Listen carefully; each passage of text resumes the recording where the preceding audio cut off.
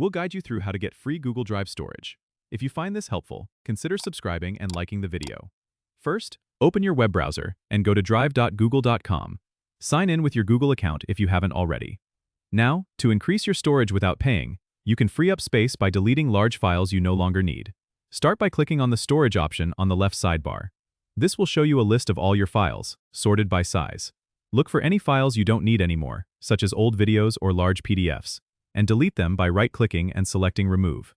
After removing unwanted files, don't forget to empty your trash to permanently free up space. Click on Trash on the left sidebar, then click the Empty Trash button at the top.